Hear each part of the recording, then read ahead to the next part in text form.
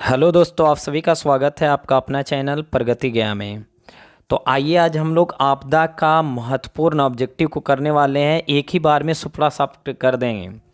तो आने वाले एग्ज़ाम के लिए काफ़ी महत्वपूर्ण है। वैसे वैसे ऑब्जेक्टिव को लाए हैं जो हर बार एग्ज़ाम में पूछा जाता है। इससे बाहर एक भी ऑब्जेक्टिव आपदा प्रबंधन का नहीं आएगा। ये मेरा चैलेंज है, गारंटी है, कहीं से भी आप उठाकर देख लीजिएगा एग्ज़ाम के बाद।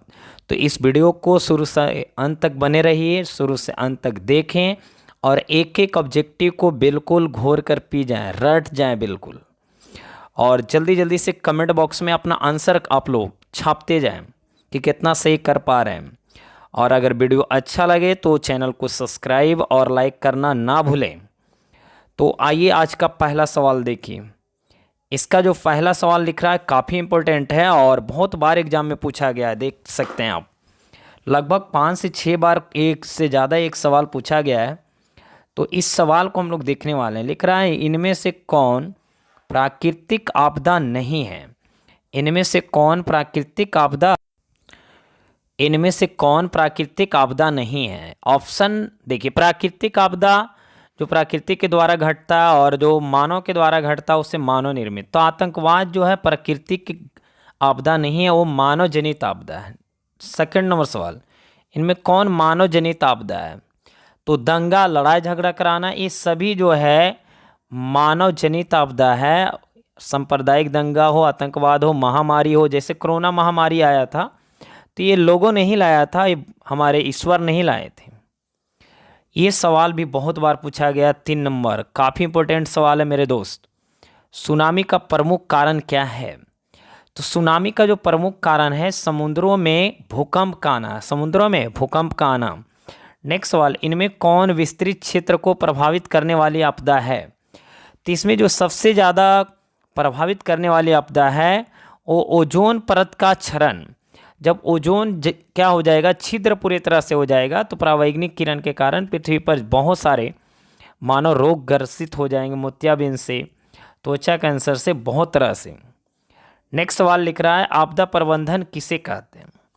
तो देखिए, आपदा प्रबंधन बहुत इम्पोर्टेंट टॉपिक है कि आपदा को हम लोग प्रबंधन कैसे कर सकते हैं। तो इसके लिए प्राकृतिक आपदाओं के दुष्परिणामों को कम करने का उपाय किया जाना चाहिए। जैसे आपदा, जैसे बाढ़ आ रहा है तो आप क्या कीजिए, बांध बनवाइए।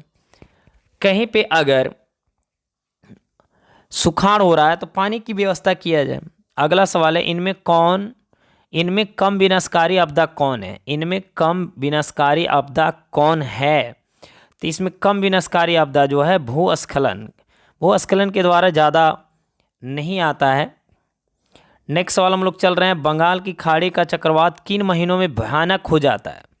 तो देखिए, बंगाल का जो चक्रवात आता है वो अक्टूबर नवंबर में काफ़ी खतरनाक हो जाता है।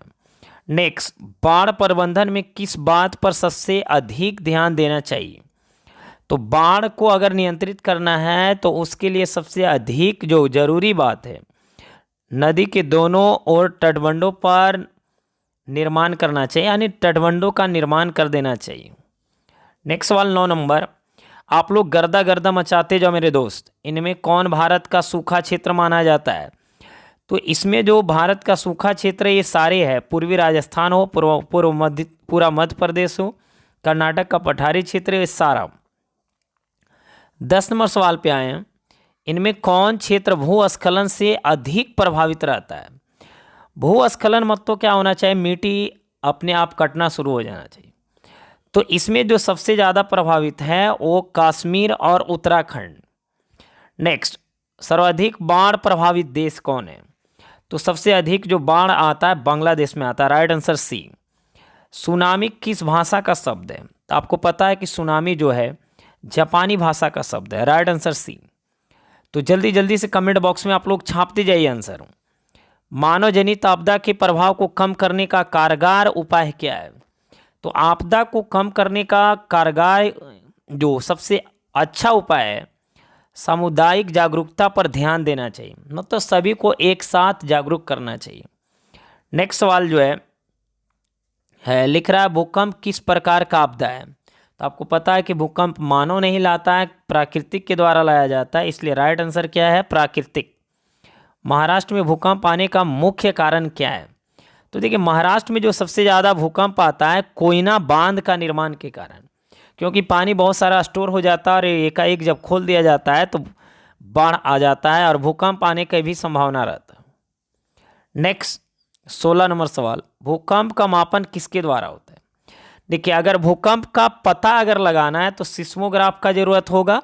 अगर वो कितना स्पीड से आया है, कितना उसका प्रभाव है, तो उसके लिए रिक्टर स्केल का यूज किया जाता है। तो इसका राइट आंसर 16 का तो ए होगा। देखिए, पता अगर लगाना है तो सिस्मोग्राफ, और अगर मापना है तो क्या, रिक्टर स्केल। ये पूरा क्लियर नहीं किया है कि भूकंप का तीव्रता अगर मापना है, भूकंप का तीव्रता अगर मापना है तो आपको रिएक्टर स्केल का प्रयोग करना है, और अगर पता लगाना है तो आपको क्या करना होगा, सिस्मोग्राफ। इसलिए इसका राइट आंसर सी कीजिए, उसी सेंस में लीजिए।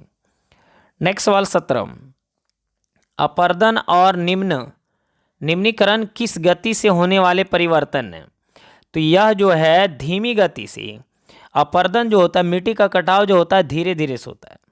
बिहार में भूकंप कब आया था? तो बिहार में जो भूकंप आया था 1934 में भयंकर भूकंप आया था। नेक्स्ट सवाल 19, भोपाल गैस त्रासदी किस प्रकार की आपदा है? तो देखिए, गैस कहीं अगर लीकेज हो जाता, फट जाता है, तो प्रकृति के द्वारा नहीं, वो मानव की गलती के कारण, मानव के द्वारा लगे, भूस्खलन है। तो आपको पता है कि भूस्खलन जो है एक प्राकृतिक आपदा है, मानव के द्वारा ये नहीं घटित होता है। नेक्स्ट सवाल जो है, निम्नलिखित में कौन मानव जनित आपदा नहीं है? मानव जनित आपदा नहीं होना चाहिए, मतलब प्राकृतिक होना चाहिए। तो इसका राइट आंसर क्या होगा, सुनामी। क्या होगा, सुनामी। तो देखिए, क्वेश्चन ए चैप्टर नंबर हम लोग 2 पर आ गए हैं, जो कि काफ़ी महत्वपूर्ण चैप्टर है, और पहला ही सवाल जो है बहुत बार पूछा गया, तो इसको एकदम बिल्कुल घोर के पी जाना है मेरे दोस्त। लिख रहा है, नदियों में बाढ़ आने का प्रमुख कारण क्या था?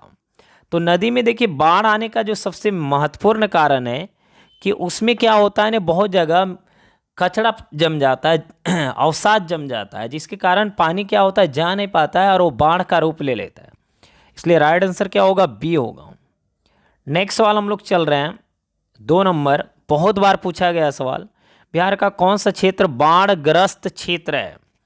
देखिए, बिहार में सबसे ज़्यादा जो बाढ़ आता है उत्तरी बिहार में, क्योंकि उत्तरी बिहार जो है वो नीचे स्थानों पर बसा हुआ, और दक्षिणी बिहार जो है ऊंचे स्थानों पर। और ये सवाल का तो देखो मेरे भैया 10 बार से कम नहीं पूछा है, तो इसलिए इसको तो एकदम केयर करना है। निम्नलिखित में से किस नदी को बिहार का शोक कहा जाता है? तो बिहार का शोक जो कहा जाता है, कोसी नदी को। Right answer C. नेक्स्ट सवाल नंबर 4 हम चल रहे हैं, बाढ़ क्या है? तो बाढ़ एक तरह का क्या है, प्राकृतिक आपदा है। Right answer A. नेक्स्ट, सुखाड़ किस प्रकार की आपदा है? तो अभी बोलें कि सुखाड़ मानव के द्वारा नहीं लाया जाता है, किसके द्वारा, प्राकृतिक के द्वारा लाया जाता है। किसके द्वारा, प्राकृतिक। Right answer A. नेक्स्ट सवाल हम लोग चल रहे हैं 6 नंबर, सूखे की स्थिति किस प्रकार आती है? तो सूखे की स्थिति जो आती है वो क्या आती है, धीरे धीरे। सुखाड़ जो होता है धीरे धीरे, एक ही बार नहीं कि पूरा सुखाड़ हो जाएगा। सूखे के लिए जिम्मेदार कारक कौन है? तो देखिए, सुखाड़ कब आता है, जब वर्षा की क्या होती, कमी होती है, तभी नहीं सुखाड़ होगा, ऐसे थोड़ा सुखाड़ हो जाएगा। नेक्स्ट सवाल 8 नंबर, सूखे से बचाव का एक मुख्य तरीका क्या है? सुखाड़ से बचाव का सबसे अच्छा तरीका है वर्षा जल का संग्रहण करना, मतलब वर्षा जल को क्या करना, जमा करना। नेक्स्ट लिख रहा है, कुसहा तटबंध। कुसहा तटबंध किस नदी पर है? तो यह जो है वो कोसी नदी पर है। कौन सा, कोसी नदी पे। नेक्स्ट सवाल हम चल रहे हैं 10, बिहार की बड़ी त्रासदियों में से एक है, बिहार में सबसे बड़ी जो लाती है, भयंकर तूफान मचाती है, वो जो है आपका बाढ़। बाढ़ के कारण बहुत सारे लोग बेघर हो जाते हैं, मर जाते हैं, दह जाते हैं। भाखड़ा नांगल बांध किस नदी पर है? तो भाखड़ा नांगल बांध जो है सतलज नदी पर है। कौन सा नदी, सतलज। नेक्स्ट, पश्चिम बंगाल में बाढ़ की विभीषिका वाली कौन नदी है? तो पश्चिम बंगाल में बाढ़ की विभीषिका वाली जो नदी है वो आपका दामोदर है। राइट आंसर क्या होगा, ए। नेक्स्ट सवाल हम लोग चल रहे हैं 23, सतलज नदी पर कृत्रिम जलाशय बनाया गया है। तो सतलज नदी पर जो है गोविंद सागर बनाया गया है। कौन सा बांध, गोविंद सागर। ये 14 नंबर सवाल बहुत इंपॉर्टेंट है। कृषि सुखाड़ होता है, कृषि जो सुखाड़ होता है किसके कारण होता है, तो मिट्टी के नमी के अभाव में। अगर मिट्टी में पानी की मात्रा नहीं होगा, नमी नहीं रहेगा, तो कृषि सुखाड़ हो जाएगा। नेक्स्ट सवाल चल रहे हैं, बाढ़ से सबसे अधिक हानि होती है। तो बाढ़ से जो सबसे अधिक हानि होता है, ये सारी चीज़ को होता है, ऐसा नहीं कि एक चीज़ को ज़्यादा होता है, बाढ़ से सभी चीज़ को हानि होता है। 16 नंबर सवाल, निम्नलिखित में से किस क्षेत्र के जाड़े के दिनों में बाढ़ से ग्रस्त होने की आशंका है। देखिए, ठंडा में भी बाढ़ आता है, वो कहाँ आता है, तो ये जो आता है तमिलनाडु में आता है। कहाँ आता है, तमिलनाडु में। 16 नंबर हो गया सवाल। 17 पे चल रहा है, निम्नलिखित में से कौन राज्य सूखे से सर्वाधिक ग्रस्त है। तो सबसे ज़्यादा सुखाड़ से जो ग्रस्त राज्य है वो आपका गुजरात है। राइट आंसर क्या होगा, डी। नेक्स्ट सवाल, बाढ़ की प्रमुख कारण क्या है। जल की अधिकता, नदी तल पर मलबों का निक्षेपण, वर्षा की अधिकता, इनमें से सभी। तो इसका राइट आंसर क्या होगा, डी। सारे कारण हो जाएंगे बाढ़ आने का। नेक्स्ट सवाल चल रहे हैं 19, बिहार के कितने जिलों में आपात कार्यवाही केंद्र स्थापित करने की योजना है। तो यह जो योजना है वो आपको 7 जिलों में, कितने जिलों में, नहीं 7 नहीं, ये टोटल जिलों में होगा भाई। 3800 जिला में क्या है, ये योजना लाया है आपात के लिए, आपात दुर्घटना के लिए। नेक्स्ट है, आपदा प्रबंधन का प्रमुख घटक कौन है। तो आपदा प्रबंधन का प्रमुख घटक इनमें से सभी है। Right answer D. सवाल नंबर 21, आपदा के समय कौन सी समस्या संचार में बाधक होती है। तो देखिए, आपदा के समय मोबाइल टावरों तथा ट्रांसमिशन टावरों का टूटना, ये बहुत बड़ी क्या है, बाधा बन जाता है। लोगों से बातचीत नहीं हो पाता है, फंसे रह जाते हैं। नेक्स्ट, कृषि सूखा से बचने का सर्वोत्तम उपाय क्या है। कृषि सुखाड़ से बचने का सबसे जो अच्छा उपाय है, जल संसाधनों का वैज्ञानिक विकास करना, जल संसाधनों का वैज्ञानिक विकास। नेक्स्ट सवाल चल रहे हैं 23 नंबर, नदियों के जल ग्रहण क्षेत्र में वृक्षों के रहने से क्या लाभ होता है। तो देखिए, नदी के पास अगर पेड़ पौधे हैं तो उसका सबसे बड़ा बेनिफिट ये है कि बादल आकर्षित होता है और वर्षा होने की संभावना क्या होती है, बढ़ जाती है। अब चैप्टर देखिए, अब चैप्टर नंबर 3 पे आ गए हैं, जो कि काफ़ी महत्वपूर्ण चैप्टर है। और इस चैप्टर का नाम है प्राकृतिक आपदा एवं प्रबंधन, भूकंप एवं सुनामी। इसमें जितने भी सवाल आएंगे भूकंप और सुनामी का, तो ये पहला ही सवाल काफ़ी महत्वपूर्ण सवाल है और 5 से 7 बार पूछा गया है। लिख रहा, महासागर के तली पर होने वाले कंपन को किस नाम से जाना जाता है। तो महासागर के तली पर जो कंपन होता है उसे सुनामी कहते हैं। क्या कहते हैं, tsunami. Right answer C. Next सवाल 2 नंबर, लिख रहा है, दिसंबर 2004 को विश्व के किस हिस्से में भयंकर सुनामी आया था। तो दिसंबर 2004 ईस्वी में सबसे जो भयंकर भूकंप सुनामी आया था बंगाल की खाड़ी में। राइट आंसर क्या होगा, डी। नेक्स्ट हम लोग चल रहे हैं 3 नंबर पे, सवाल लिख रहा है 3, भूकंप से पृथ्वी की सतह पर पहुंचने वाली सबसे पहली तरंग किस नाम से जाना जाता है। देखिए, सबसे पहले भूकंप तरंग जो होते हैं 3 प्रकार के, PSL। क्या होता है, PSL। तो जो सबसे पहला तरंग आता है उसका नाम क्या है, P। उसका नाम क्या है। अब देखिए, सवाल नंबर 4 पे चल रहे हैं हम लोग, बहुत इंपॉर्टेंट क्वेश्चन। 4 नंबर, भूकंप केंद्र के ऊर्ध्वाधर पृथ्वी पर स्थित केंद्र को कहा जाता है। तो इस केंद्र को जहाँ पर, देखिए, भूकंप जहाँ से आकर पृथ्वी पर सबसे पहले ऊपरी सतह पर टकराता है उसे अधिक केंद्र कहते हैं। नेक्स्ट सवाल चल रहे हैं 5 नंबर, बहुत इंपॉर्टेंट, भूकंप अथवा सुनामी से बचाव का इनमें से कौन सा तरीका सही नहीं है। तो इसमें जो सब तरीका सही नहीं है, भगवान भरोसे बैठे रहना। अगर भूकंप आता है या तो सुनामी आता है तो ये नहीं है कि हमें भगवान बचा लेंगे, ऐसा कुछ नहीं है, अपने कुछ उपाय करना होगा। नेक्स्ट सवाल जो चल रहे हैं, भूपटल के नीचे का वह स्थल जहां भूकंप जन्म होता है कहा जाता है। देखिए, जहां से भूकंप निकलता है, शुरुआत होता है पृथ्वी के अंदर, उस पॉइंट को, उस बिंदु को अनुकेंद्र कहते हैं। क्या कहते हैं, अनुकेंद्र। और जहां पर जाकर क्या होता है, टकराता है पृथ्वी के ऊपरी सतह पर, उसे अधिकेंद्र। सवाल नंबर 7, बहुत इंपॉर्टेंट सवाल लिख रहा है, किस देश को भूकंपों एवं ज्वालामुखियों का देश कहा जाता है? तो ये जो देश है सबसे ज़्यादा तबाह रहता है जापान। इनमें से कौन भूकंपीय तरंग नहीं है? तो अभी बताए थे PSL भूकंपीय तरंग है, ये आपका भूकंपीय तरंग ओ नहीं है। नेक्स्ट, भारत को कितने भूकंपीय क्षेत्रों में बांटा गया है? तो भारत को 5 भूकंपीय क्षेत्रों में बांटा गया। Right answer C. नेक्स्ट सवाल 10, देखिए सबसे खतरनाक तरंग कौन है? भूकंप तरंग में सबसे खतरनाक कौन है? तो एल। कौन सा तरंग? एल। नेक्स्ट हम लोग चल रहे हैं 11 नंबर, निम्न में कौन भूकंप का सर्वाधिक संवेदनशील नगर है? तो सबसे संवेदनशील नगर जो है देहरादून। Right answer A. सवाल नंबर 12 पे चल रहे हैं, गुजरात का कच्छ प्रदेश किस भूकंपीय पेटी में है? तो गुजरात का जो कच्छ है वो जोन 5 में है। कितना? जोन 5। अब चैप्टर नंबर हम लोग आ गए हैं 4 के ऊपर, बहुत इंपॉर्टेंट चैप्टर, जीवन रक्षक आकस्मिक प्रबंधन। देखिए अचानक अगर कोई घटना घटता है तो उस समय जो प्रबंधन किया जाता है, उपाय किया जाता है, उसे हम जीवन रक्षक आकस्मिक प्रबंधन कहते हैं। अब पहला सवाल ही बहुत इंपॉर्टेंट सवाल है, बाढ़ के समय निम्नलिखित में से किस स्थान पर जाना चाहिए? तो अगर बाढ़ आ गया है और आपको भागना है तो ऊंचे भूमि वाले स्थानों पर जाना है। कहाँ जाना है? ऊंचे भूमि वाले स्थानों पे। बहुत बार सवाल पूछा गया है। अगला सवाल जो है ये भी काफ़ी महत्वपूर्ण सवाल, मलबे के नीचे दबे हुए लोगों को पता लगाने के लिए किस यंत्र की मदद ली जाती है? देखिए अगर भूकंप आ गया है और बहुत सारे लोग दब गए हैं तो उसको पता लगाने के लिए हम लोग लाते हैं इंफ्रारेड कैमरा। कौन सा? Infrared camera. Answer B.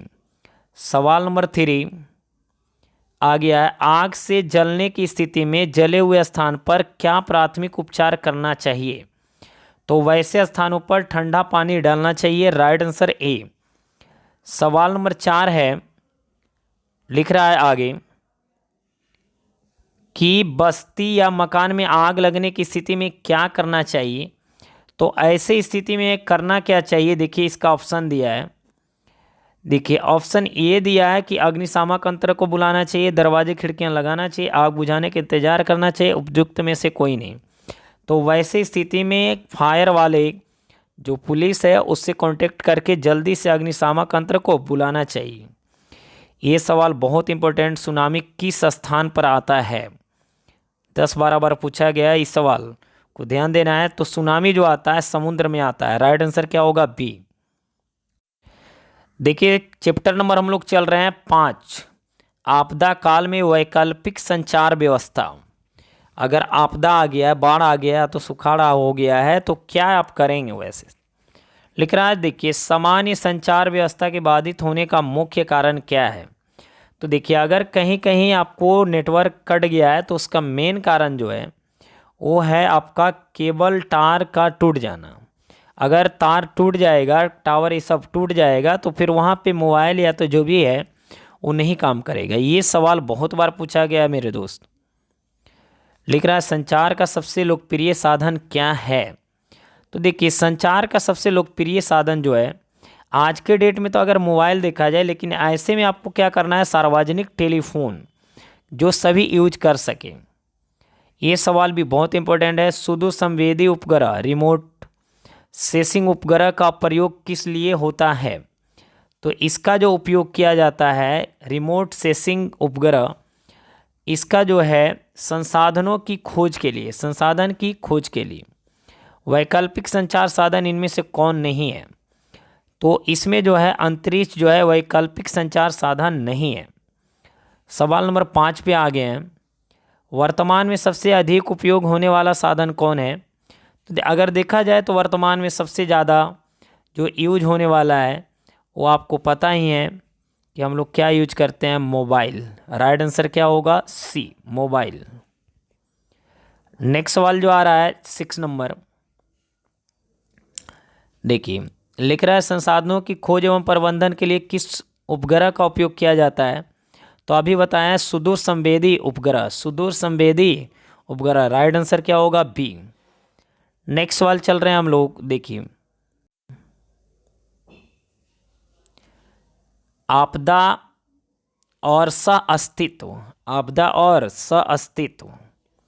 तो इस सवाल को देखना है। पहला, निम्नलिखित में कौन प्राकृतिक आपदा है?